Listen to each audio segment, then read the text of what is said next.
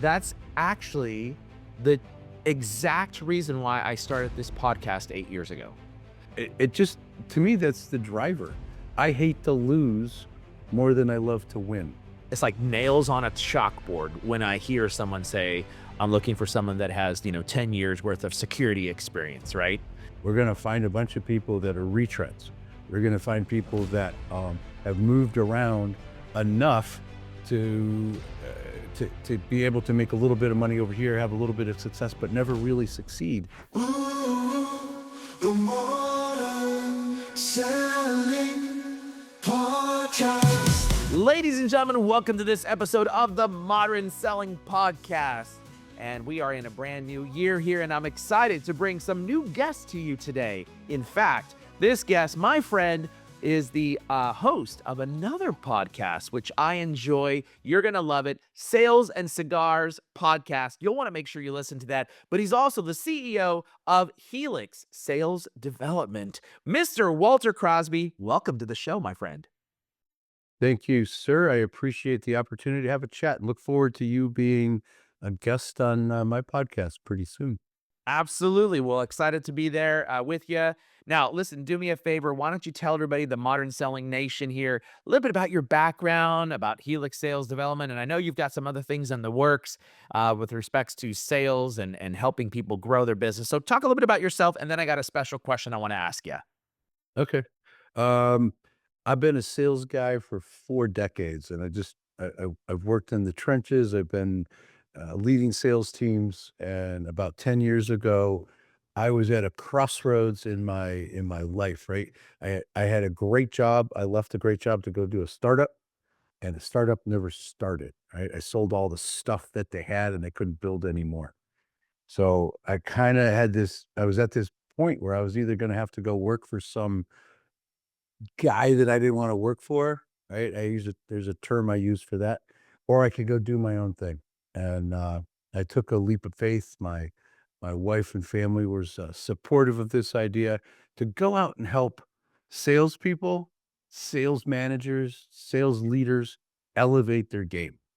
That's what is my passion. Sales and cigars are my passions. And just being able to watch a professional grow and elevate their skill set, change their mindsets, get out of their own way. That's the juice that keeps me going. I love to get paid, of course, right? I'm in sales, but listening to that young man or young woman call me on a Friday afternoon and said, "You remember that thing we talked about on Monday?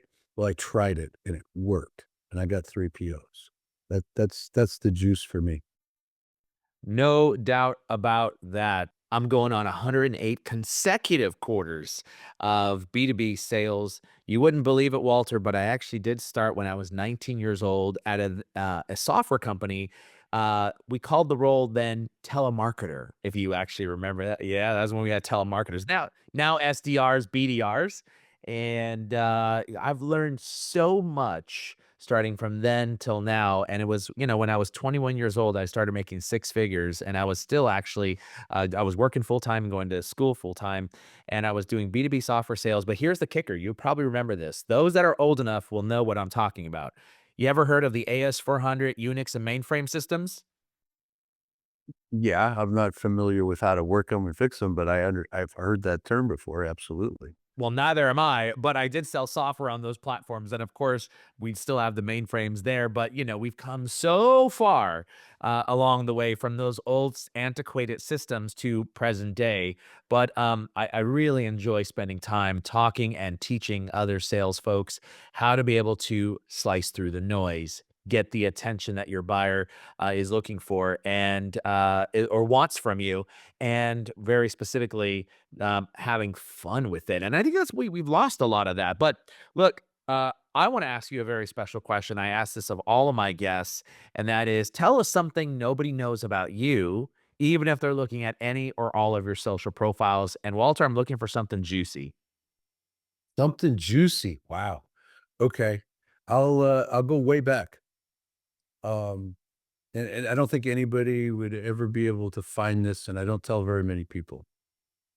I high school, I was gonna apply for colleges, And my high school guidance counselor said, "Oh yeah, you can't, don't apply there. You're not gonna get in.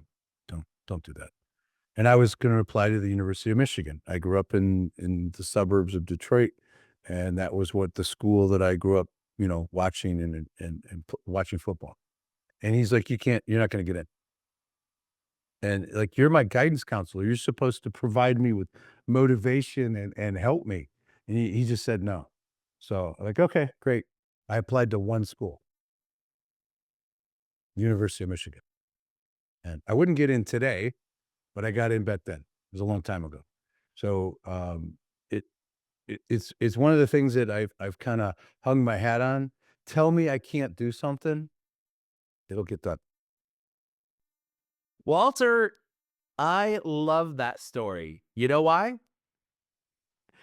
Because I too applied to one college. It was all or nothing. My story is that nobody told me I couldn't do it.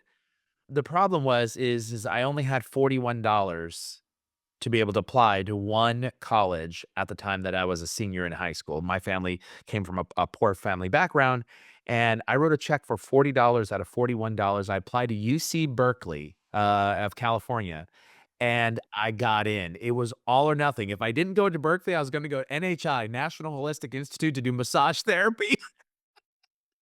So, I love that. Slightly different education. A completely different education, absolutely. So funny that you and I don't think I've met anybody else who only applied to one college. And funny that you said, uh, someone tells you you can't do something, watch me do it. That's actually the exact reason why I started this podcast 8 years ago. S Someone told me that in order to become a sales influencer, you had to write a book, not a podcast, not videos, you had to write a book. And I said, "I don't wanna write a book." And so I said, "I'm gonna start a podcast and do video." And that's how I became a sales influencer, was a result of someone telling me, "You have to do this in order to be able to get that." I said, "Watch me do it the other way." Yeah. I mean, but isn't that the greatest form of motivation? To me, it wasn't about proving Mr. Beardsley wrong, right? And I don't know why I remember his name, but Mr. Beardsley said I couldn't do something. And it just, to me, that's the driver. I hate to lose more than I love to win, right? I don't, it's just maybe how I'm wired up. I'll it's just it's one of those things that I think keeps us motivated, and that's why it's really important to understand how a salesperson is motivated. Because you try to push them in the wrong direction, you're gonna have a real challenge on your hand. And I have never met somebody who was crazy enough to apply to one college, especially that quality of a college. You see Berkeley, I mean, they're Michigan and Berkeley, those are the same schools, just in different parts of the country, really. 100%.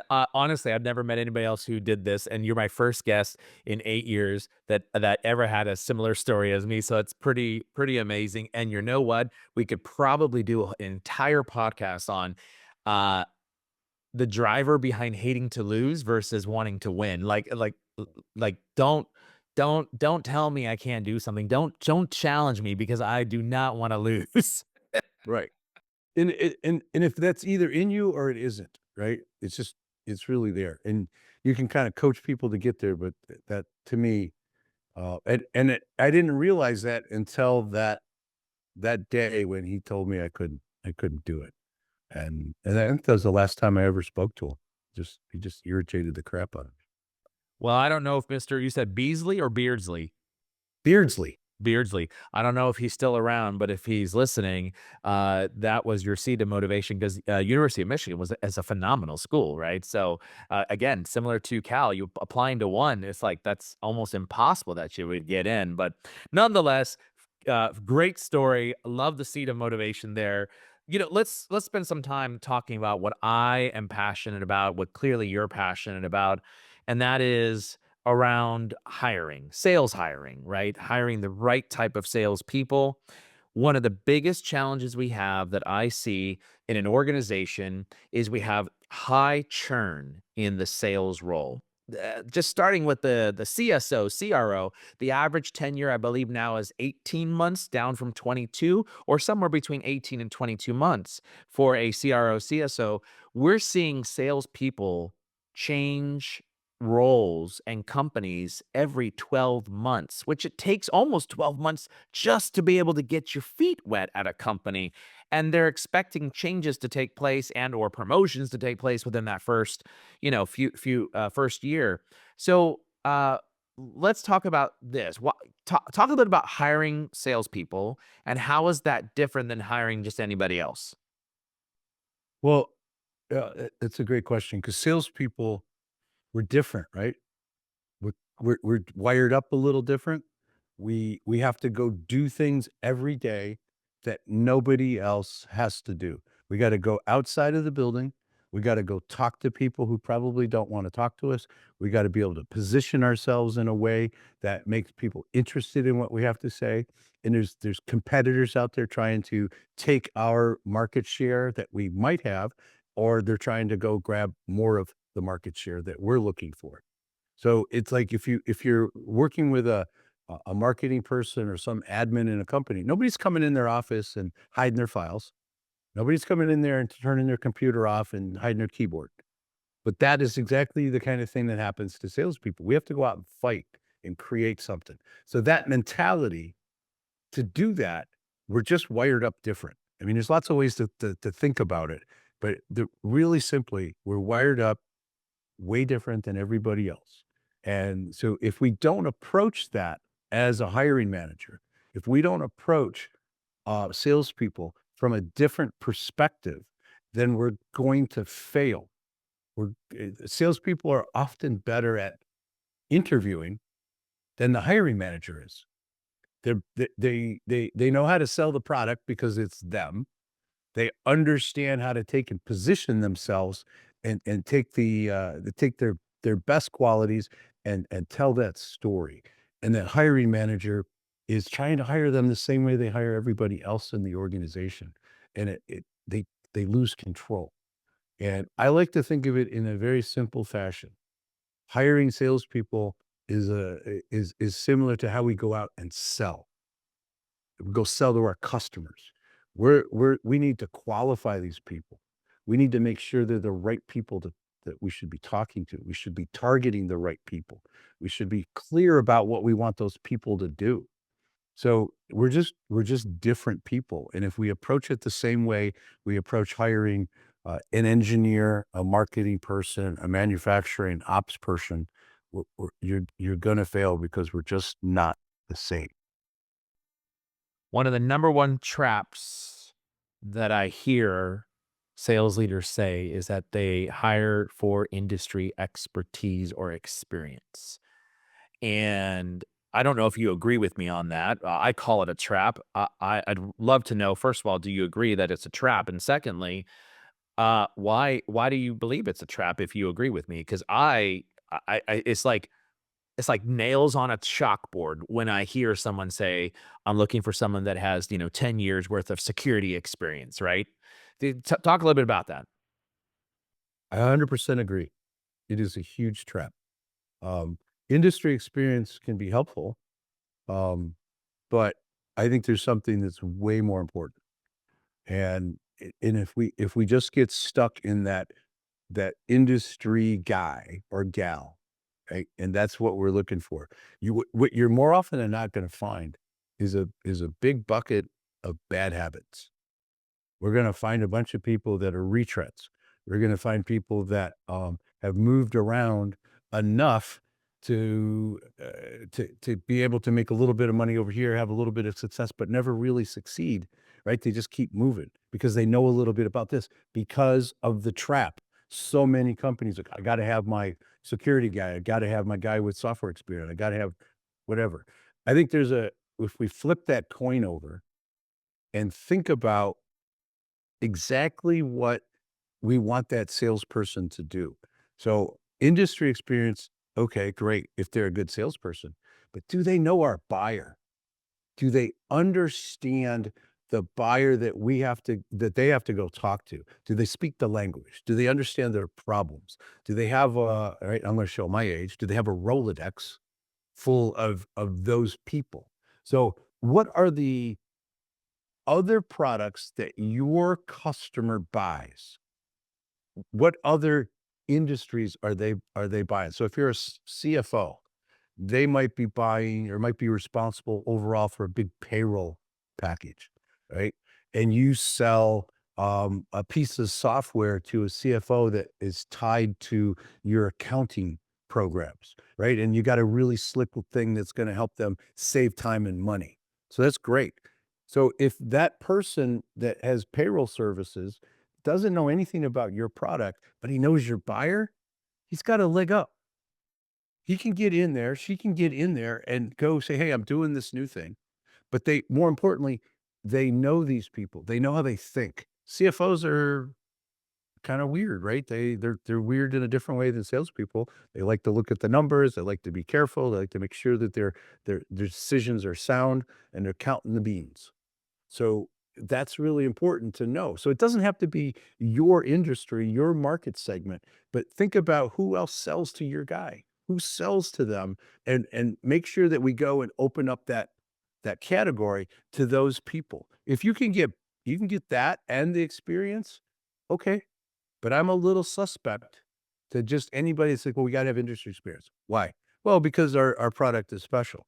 Really? You don't have any competition? Well, yeah, of course we do. We have a lot of competition. So what makes you special, right? It's not you have a highly technical product, fine. Can you teach them to ask the right questions? Can you teach them to get to the buyer? Can you bring a technical person in if you have to? So that industry experience, that trap is a great way to describe it, Mario.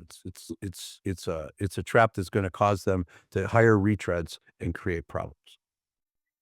I also believe that anybody with any level of industry experience that is worth hiring is someone that will be extremely expensive because they are performing at their current location.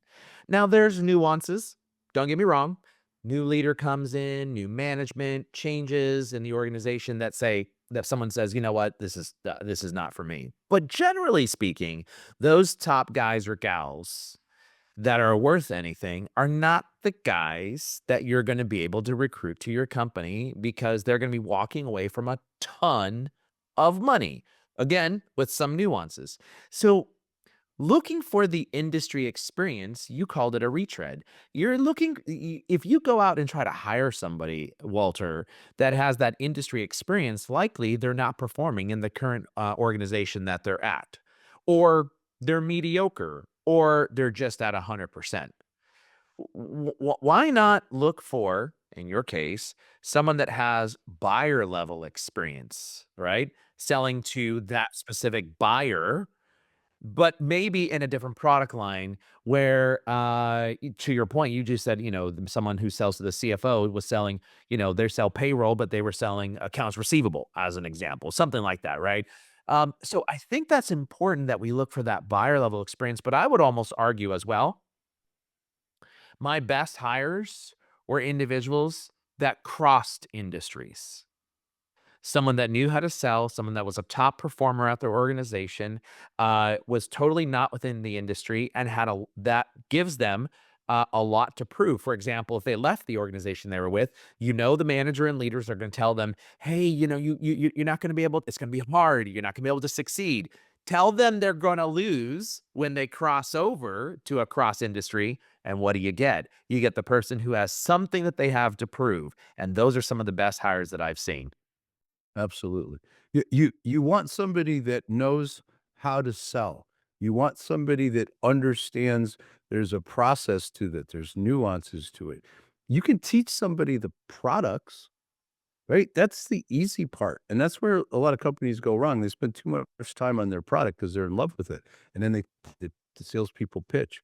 You really wanna make sure that they could sell, because if we can sell, you drop me, because this is what I believe, this is what I was taught, years ago. In sales, if I'm competent or better than competent, if I'm really good, drop me in an English-speaking country, I can earn a living, period, right? I can get my way around, right? All the legal stuff where you gotta make sure you get through. But if you drop me in an English-speaking country, I can go find a sales job and earn a living. And it's just that innate skill set that we're really looking for. That's hard to develop and teach. It's possible. We can get better at tactical skills. Mindset thing is harder, but if they don't have the will and the commitment to go out and do what they gotta do, you're warriors, you're gladiators. You gotta get out there and hustle, and we can't you're not gonna put a situation together where if I care more about a salesperson's success as a manager, then we got the wrong person. Right? If they're not willing to get up and do the thing, sometimes you gotta help them up, you gotta put your hand out, pick them up and say, "Man, you did everything right. It just didn't work." It's a slight edge business. You're gonna win and lose just on the smallest of margins. So you need to be able to help them, but they gotta have that drive, that commitment, that desire, that responsibility. And that's really hard to teach, but if I see that, I don't care. I used to hire receptionists. I had a habit in my businesses, I would go through receptionists. One week I went through 3 receptionists in a week, because I had a test and they would fail, right? I would tell the receptionist, "I don't want anyone staying on hold for more than 60 seconds." Okay? You can come back and say, "Hey, I'm still looking for him," right? But do not let somebody on hold for 60 seconds. So I walked up to the receptionist, said, "Hey, I'm leaving. I'll be back at 4." Go to my car, pick up the phone, call my office. She says, name of the company, and I said, "Yeah, is Walter around?" And she's like, "Let me check." And she left me on hold for like 2 minutes, right? So I cut her loose. So I had a problem. But what I would find receptionists by going to a restaurant, hospitality industry, and if they had the right attitude, they smiled, right? They were engaging. They're maybe they wore a paper hat, but they had the right attitude. I'm hiring them because they got my business card and say, "If you're ever looking for a job, give me a call," because that is golden. And in sales, we're looking for that attitude, that drive, that desire, that commitment. Love that. Talking about hiring individuals, we make a lot of mistakes as leaders. We talked about one of them just right now about, hiring for industry experience. What do you think are some common mistakes, maybe 3 mistakes that leaders make when hiring salespeople? A- And as I think about this, I've made a lot of mistakes in hiring people. But before you answer that question, we're going to take a listen to this message from our program sponsor. Imagine having the power to identify companies visiting your website, track their behavior in real time, and seamlessly integrate it all with your CRM. Lead Feeder is not just a tool, it's your secret weapon for efficient and targeted lead engagement. What sets Lead Feeder apart? It's the ability to provide detailed insights into visitor behavior, helping your sales team prioritize efforts and close deals faster. With customizable notifications and lead scoring, Lead Feeder is changing the game. Ready to revolutionize your approach to leads and deals?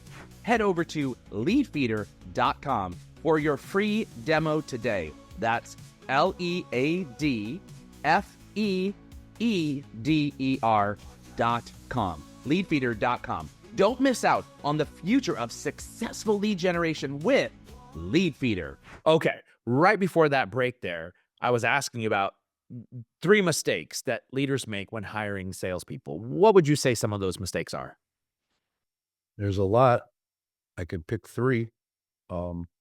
They're not clear about what this individual, what this candidate needs to be really good at. They create a job description, maybe that has some accountabilities and responsibilities. They all look the same, especially in sales. But if they're not really clear that this person has to go out and in a business development role, they got to go out and hustle and find new business, new logos. Like if that's really the job, then what do they have to be good at? Getting on the phone, opening doors, networking, being able to be consistent about their prospecting, that they have to hunt consistently, right? That's got to be really clear with a biz dev role. If it's more of an account management role, then what do they need to be good at? Expanding that account, learning, going 3 wide and 3 deep, gathering more people within the organization that can support our share of wallet with them. So we have to be super clear about what this individual needs to be, because if we're not clear about that, then how do we figure out if they're good at those things? If you want them to sell value, right? You got to talk about that in the ad. You got to talk about that in the interview process. You got to be asking them, give me an example in the last 6 months where you had to sell value over price. Like, that's an interview question that you should be asking your sales candidates if you need to sell value. So if they're not clear about those things, you're gonna have a fail. They write awful job postings. They write job postings that look like everything else. And what we coach our clients to do is write a job posting that somebody can self-identify. I'm really good at that. I know that marketplace. I understand that buyer. I can prospect. I'm really good at differentiating myself. I wanna make that much money, right? So they self-identify, and we save time, by sort of weeding these people out. And I think the other thing that I see a lot is that they start selling the company and the job early in the hiring process. We got plenty of information about a company. The candidate can look at that company name and know, okay, I can go research. I can look at their Glassdoor. I can go make sure that this company is solid. It's financially solid, and that you can gather that data. So instead of selling that candidate on the job and the role early, do that last. Qualify this candidate just like you would a prospect. Is this prospect really qualified to buy our product? Are they positioned to where we can add value to them? So I want to flip that script. And most people start, this is a great company. We got ping pong tables. We got Friday afternoons. We have a keg. We have a great 401k program. No, with a salesperson, we need to help them understand when they get on target earnings and they've achieved what we need them to achieve. What are they making? Right? We'll talk about compensation, but we want them to be clear about what it is that we need them to do. And I think um, those are the big three. There's probably one other thing that people don't pay any attention to that's important is understand what people are saying about you online. So there's a Glassdoor.com is a place that candidates go, the quality candidates, right? Not everybody. The quality candidates go and look and try to understand what people are saying. And you can't always control what a disgruntled employee might say, but you can make sure that it's corrected, dealt with, or removed. So those are the big things I see consistently. It's interesting you mentioned that, Walter. Couple things that I also see leaders make some pretty big mistakes on, and that is they don't realize that a candidate is interviewing you as much as you're interviewing them in the hiring process. Let me break this down for a second here, and that is think about what individuals are looking for in this modern age. We've got a lot of millennials. We've got the Gen Zs that are coming into the workforce.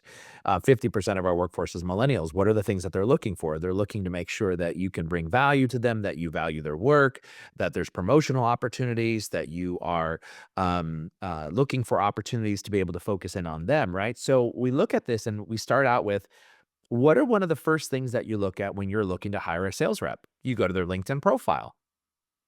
Great. What are you looking for? Experience, what they're doing. Do they know how to socially engage? Are they, commenting and engaging with buyers, especially if they're already existing and employed? Do they have certificates, awards? Do they have all those things filled out? But interestingly enough, does a sales leader then think, oh my God, they're looking at me? What do you have on your LinkedIn profile? Do you actually speak to who you help, how you help, your sales team grow, what your stats are, what your style is, your culture that you implement? Do you actually have comments, posts that showcase that you're evangelizing your team, putting them front and center in front of the leadership team? Because why? you want to see them grow and progress. Because why? Also, two people want to be recognized. Some people will want to be recognized more than actually get the compensation check, right? Based upon their individual personnel. Especially millennials. They're more intrinsically motivated. That's a big difference between my generation. We want to get paid. Your point is 100% valid. That those millennials want to rise, want everybody to rise. They want to be part of something bigger than them. They want to be able to have a career path. That and if you don't have that mapped out, in your interview process and you're not demonstrating that in social media and in your other spaces, you're 100% right. They're looking at that. It is a two-way street. Exactly. And I think that's a huge miss on sales leaders' parts is that you fail to recognize that you're being interviewed and that your public or lack thereof of information that's available and what you do or don't do, style, culture, accolades, recognition, talking about your team, building people up in front of a crowd, that is a serious mistake. And it starts with the sales leader and above. And generally, we think about the director, VPs, and above. Right now, they're about the 45 and older category, right? And these are not individuals that are frankly digitally natives. They're not digital natives. So we need to be thinking about that. That's a huge mistake that I think people don't realize hiring leaders. The other thing too that we've seen, and we've got a great article on remote selling. In fact, if you typed in remote selling, Vengresso's article pops up first. But one of the things I see as a big miss is you want to kind of the try before you buy. So how do you do that? Well, in all my years of leadership, we implemented a process that was called the panel interview. Love to get your feedback on this. Panel interview. Here's what we did. We brought people in, we put them and said, here are our final three candidates. Those final three candidates would come and they have to do a 30-minute presentation, live or virtual, doesn't matter, live or virtual. That 30-minute presentation, there are 3 slides that they have to produce. Number 1, why you? Number 2, why the company, in this case, Vengresso. And number 3, a teachable moment. So the why you candidates tell us why they think they're a perfect fit for the role, presentation style. Number 2, why Vengresso or why the company? They should answer this as if they were explaining our company to a prospect.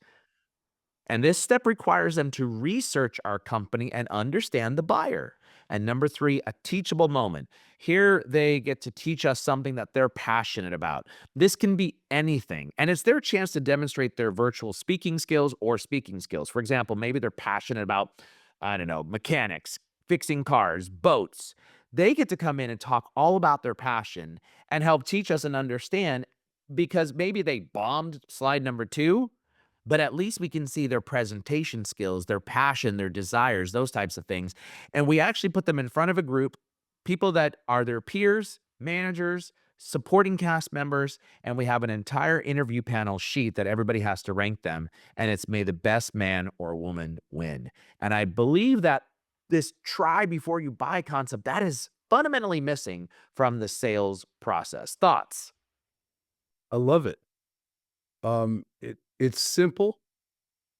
You can explain it to them. You've narrowed it down to the final candidates, right? And you're testing them. And you can change those slides. You can change the presentation to be whatever's appropriate for your industry. It's a great model for somebody. That's the new word, right? Model instead of stealing something. We're modeling something of what you're doing. So we can model what you're doing there. And it allows the company to kind of evaluate something that you wouldn't normally see until, oh, wow, they can't talk. They're not comfortable in front of a camera. They're not comfortable in front of a group that they don't know, right? So that's a great tool to uh, that to really look under the hood a little bit deeper. And anytime you can add a wrinkle like that, but you're not doing it at the front, you're doing it at the end and giving your team input into that decision of hiring them. Now they're vested into that candidate after they're hired, right? They've had some interaction with them and you're giving them so you're getting input, you're actually helping your team grow, right? Because now they're part of this hiring process. You're giving them a new exposure to things. I I can't think of anything why that would be a bad idea. I love it. You're gonna steal that idea, Mario. Thank you. One more thing that we do is we tell the candidates in the instructions, there are no rules. This is a sales motion. So feel free to go and traverse anybody that you can find that can help you in this cause. Ask any question that you want, go and figure out. So we've had some of our best hires are individuals that figured out other people that were in the company, reached out to them and sent a personalized connection request and said, "Hey, Walter, I'm actually going to be doing a sales panel interview with so and so and such and such. Could I pick your brain for 10 minutes about?" And then, so what they do is if they're smart, they'll go and reach out to fellow peers. They'll go and reach out to other executives within the organization to get some insights onto that why, in this case, Vangresso, right? For that slide number 2. And then to also pitch it to them. And so we had one person that said, you know what? I'm actually going to go do this with a fellow sales peer. I'm going to show them my why Vangresso slide and ask them, I'm going to tell them, I'm going to pitch it to them and ask, where did I mess up at? And someone actually said, well, let me help you tweak that, do this, do that. And when they got on the panel interview with us, we looked at that and we were like, wait, did you get this internally? And they were like, well, truth be told, I reached out to so-and-so through LinkedIn and asked them, would they be willing to help? I did a 20-minute call. They gave me some feedback. And we were like, that's exactly because in a sales process, we were looking for that coach, that champion. How are we going to find? We got to navigate. We got to ask the right questions and see if they'll help us. And if they found the coach internally through the panel interview process, then we know that they'll do those same things in the sales process at our company. Make sense? 100%. You found somebody that was willing to go figure out just some little bit of an edge that would help them win, right? They're winners. They're looking for that thing that je ne sais quoi, right? That thing that that's going to get you over the edge. I love it. That's great. But you're clear about how much time they have, and you're clear about that there's no rules. Go do what you think, within the bounds of ethics, The right? email script is no rules. You only have 30 minutes and you will be cut off, right? And so if you haven't finished, if you haven't got to your closing, and by the way, the best panelists have asked us, what's the evaluation criteria? Sure, you want a copy of that? Yeah, we'll give it to you. And on that, is at the very bottom, it says it's worth the most amount of points. Did you go for the close? Did you ask for the job? Right? If you don't ask and you don't go for the close, dude, you're like, you just missed out. Then we know that you're not a closer, right? And that's the difference in terms of like looking at this process. And I believe like we really got to get better about hiring salespeople and take them through a fundamental basic process that helps us understand their individual skill set. But all right, let's talk about the kind of the mindset shift, right? There's some fundamental mindset shifts that hiring managers should make when hiring talent. And we've talked about some of these items, but what do you think are some fundamental mindset shifts that need to happen when hiring talent? One really big one that you're looking to figure out why this person's not gonna be a fit. You're looking for a gap that we can't solve. So instead of trying to be like trying to sell this job, I look at it as the same way I approach prospecting. Why is this customer not going to buy? I'm literally looking for the problem so I can start to suss it out. So when we doing an interview, I mean, I use a tool that helps us understand what's going on in their head. And then I do a phone screen. I'm really focusing on, can they articulate? Can they build rapport? Do they ask for the next step at the end, right? Are they trying to close? I'm constantly looking to keep them on their toes. I wanna see, because when we're gonna put them out into the real world, they're gonna go talk to our buyers. Those people are a little skeptical, right? They're gonna have to convince these people. So I wanna teach them, or I wanna actually see how they operate by being respectful and polite, but challenging them, pushing back on throughout the whole process. When I look at a resume, I'm trying to challenge things on the resume.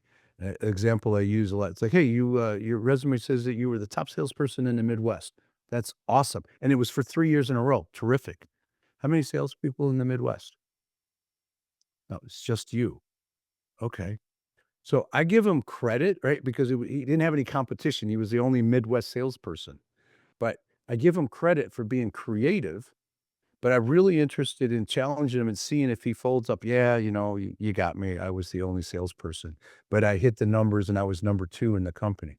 Like, okay, why don't you just say you were number 2 in the company rather than number 1 in the Midwest? So I'm challenging them. I'm pushing on them a little bit, just like a prospect's going to be. So that mindset shift is big because most hiring managers are trying to be uh, fun, fluffy, happy about, that everything here looks great. Your resume is awesome. You got all these jobs and you've changed jobs 14 times in the last 7 years, right? Uh, I really wanna look into it and dig into it. So that mindset shift is wildly different than what most people are thinking about, and I think that's the biggest piece is change how you're approaching it, challenge these candidates, push back on them, and really dig in. I don't care when I look at a sales resume, I don't care if they were, driven this they helped create parties, they were handled this initiative. Talk to me about what you achieved in sales. What were your outcomes? How much did you grow? If you can't quantify that and share, the rest of it is just a bunch of gobbledygook and it's hyperbole. Talk to me about what you can do. So I want that mindset shift is really the big changes to get them to challenge. Great answer. Now let's go ahead and we think about hiring. We let's say we've evaluated, we've done all the right analysis, we've brought on this individual that we've taken through a process. Let's talk about onboarding because a good hiring process includes a good onboarding process. What challenges do you see onboarding with the onboarding of new salespeople that you see in many organizations? Um, that it's wildly lacking most of the time. I could tell you I was hired in '08 at a spot, and they brought me in. I showed up at the appointed time. Nobody was ready for me. HR wasn't ready. I sat in a conference room, right? This went on for 3 days. They handed me these books to read, engineering books to talk about understanding these equations and things. And I went into the boss's office 2 days after I was hired. I said, "I think we made a mistake." And I threw the books on his desk. And he's like, "What do you mean we made a mistake?" I'm like, "If this is what I need to know to go out there and talk to customers, then you got the wrong guy because I don't care about that. I don't if I gotta know electrical engineering to go sell this, I'm not your guy. I can get in front of people, I can talk about our product, I can talk about value, I can talk about outcomes, but this ain't it." Um, so there was no onboarding plan there. I had to go figure things out. So most companies that I see have something better than that, but not much. They're focused on product, right? Product is something that they need to understand and we need to understand it, but we need to understand how to position the product, how to differentiate ourselves. So that onboarding process, map out the first 2 weeks of that candidate's that new hire, map out the first 2 weeks. And the onboarding starts before you hire him or her. Send them like this welcome package. Get the family involved, right? Because this person's gonna have to be engaged and they're gonna work their butt off. So let the family, like some people send the little box of the trash and the trinkets and get excited. Send that to the family as well. Give that box to the salesperson when they start. Have a plan. Help them understand it's going to take us 60 days to onboard you. And we're going to need you to learn this list of things. And at the end of 60 days, we're going to have a little graduation. You're gonna come in and you're gonna present similar to what you did before you hired them. This is what you're gonna do. You're gonna demonstrate these things that we feel are important for you to be successful. You're gonna go through these things and present it to the panel, and we'll decide if you graduate. We're gonna do everything we can in the 60 days to get you up to speed, and about 15% of that is product. The rest of it is messaging, the differentiation, the questioning, the techniques that they need to learn to be able to be successful in the field, helping them understand who the buyer is, helping them understand what they care about. It's the opposite of what most folks do. So if that onboarding isn't there, you're going to lose a great candidate. So the only reason I stayed at that company because it was '08, right before '09, right? There was no jobs to be had. The economy was in the dumper.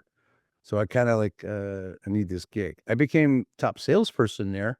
Took me about 9 months, but I almost left. So if we don't onboard well, you're going to go to all this trouble to get a good salesperson, right? And you're going to do that work.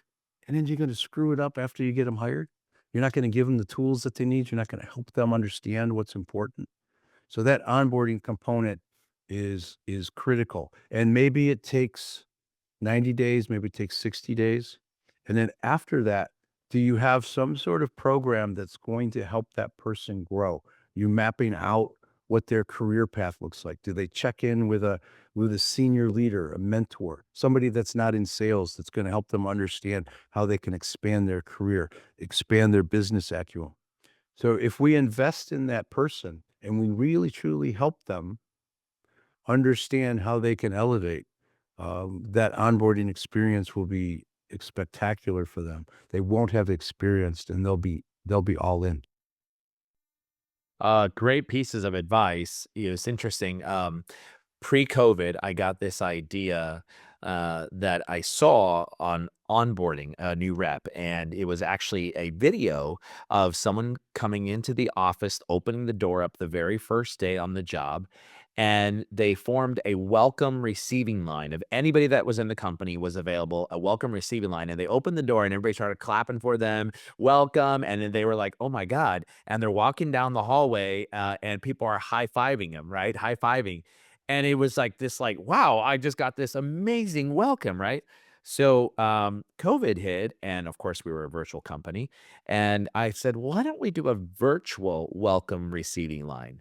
So we invited anybody in the company that was available at a certain time. It was a 15-minute call on their first day on the job after they got onboarded and access to their email. They would join a meeting that first day, and there would be everybody waiting in the room, and we would do a welcome receiving line, which would basically be, virtual hand clap. Thanks so much for joining. And what we would do is we would have 3 people that I would randomly select from the audience. Generally, it was 1 new, 2 old, or 2 new and 1 old, and we would give them your top pieces of advice for a new person as you come on board. And we would spend that 15 minutes talking. Somebody would talk to that individual. Here's my best piece of advice for surviving here at, or for being able to accelerate at, right? Whatever that might be. And we started doing that for the virtual receiving line, and it was really well received, especially in a virtual environment. People felt like, oh my gosh. Then what we did is we recorded it, put it on YouTube, and put it on LinkedIn about how we welcomed individuals. Now, if you're working for a large corporation, you're obviously not going to do that to put it on YouTube, but you could always send it to the social media team and say, guys, this is what we did. Feel free to evangelize and advertise, because social media is looking for ways to be able to pump up the brand and what they're doing. So I think leaders need to think differently about how they onboard. And to your point, that experience about the onboarding is, they get the gift box, give it to the family. Love that idea. What about day one on the job? How do you welcome that person on day one on the job in a remote or in-person fashion? And those are some of the things that are finer touches that people remember about your organization. It you're setting your culture, and it's simple if you're willing to be a little creative, if you're willing to think a little bit outside the box. And I talk a lot about perception and perspective. We need to put ourselves in the perspective of our new candidate, our new hire. What would make them feel comfortable? And that's what we need to do. Be creative and think about it. What you did, amazing. Awesome. I'm getting you all choked up right now. Not true. For those of you that are watching the live show, we got Walter swallowed the water in the wrong way. For those of you listening in, don't worry. He wasn't crying over it. Although it wouldn't be no big deal if he did. I love it. But I apologize. I don't normally get choked up, but I love the creativity of what you're doing. It speaks to your culture. It speaks to holding on to those candidates after you work so hard to hire 'em. Fantastic. Well, listen, all good things must come to an end. And this is kind of the end here of the podcast. If someone wants to get a hold of you, Walter, what's the best way? Is it LinkedIn, your website? Tell me. LinkedIn, I'm pretty active. So that's a great place to go. you can try to figure out how I think. You can pay attention to what I'm doing. Ping me on there. That's the easiest thing. You can go to my website. Lots of ways to connect. LinkedIn is really the easiest. And if you're reaching out to Walter Crosby, Walter, Walter, Crosby, Crosby, make sure, please, Modern Selling Nation, do not send just a generic connection request on LinkedIn. Tell Walter, hey, I heard you on the Modern Selling podcast, so at least he knows where you came from, and he'll accept your connection request. Walter, I've got one last question for you, and we ask this of all of our guests. I'm very curious, my friend. What is your all-time favorite movie? Oh, easy. A Bronx Tale. A Bronx Tale? A Bronx Tale. Bronx. Okay, I have never heard of that. What is it? A coming of age movie in the 50s with lots of mob influence. Chaz Palmieri, writer, director, and star. Great lines, great story, great arc. Chaz Palmieri, Robert De Niro. I mean, a couple other faces that you'll recognize, but it's just a really well done mob story. But it's got a little boy that sees some things and how that shapes his life. It's my all-time favorite. Well, there you have it, A Bronx Story. I have not heard of it, so go out and take a look and watch it. For all of you listening in right now, hey, don't turn that dial quite yet. I've got this very important message for you right now. Thanks for listening to the Modern Selling Podcast. Please do me a huge favor and give the Modern Selling Podcast a 5-star rating and review on iTunes. Oh, and don't forget, if you'd like to save 20 hours or more in a month and increase your productivity, go right now and download Fly Message, that's flymsg.io, for free. It's your free text expander and personal writing assistant. Hey, thanks for listening in, and until the next episode, good selling.